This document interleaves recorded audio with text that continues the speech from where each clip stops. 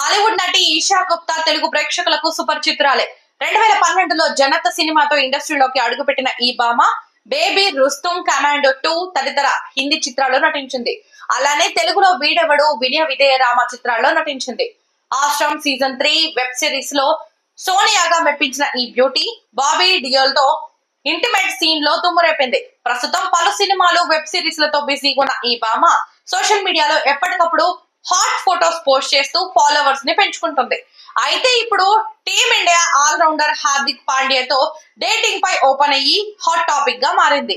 ఇటీవల ఓ ఇంటర్వ్యూలో పాల్గొన్న ఈషా గుప్తా తన సినిమా విషయాలతో పాటు పర్సనల్ లైఫ్ గురించి కూడా ఓపెన్ అయ్యారు. హార్దిక్ పాండ్యాతో కొన్నేళ్ల నుంచి ఆమె డేటింగ్ చేస్తున్నానని పుకార్లు వస్తున్నాయి.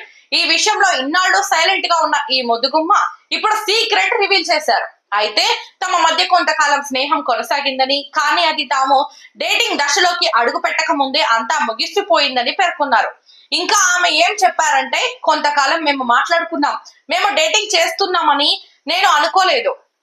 అది డేటింగ్ కావచ్చు కాకపోవచ్చు అనే స్టేజ్ లో ఉండేవాళ్ళం, కానీ డేటింగ్ దశకు చేరుకునే ముందే రిలేషన్షిప్ బ్రేకప్ అయ్యింది కాబట్టి అది డేటింగ్ కాదు.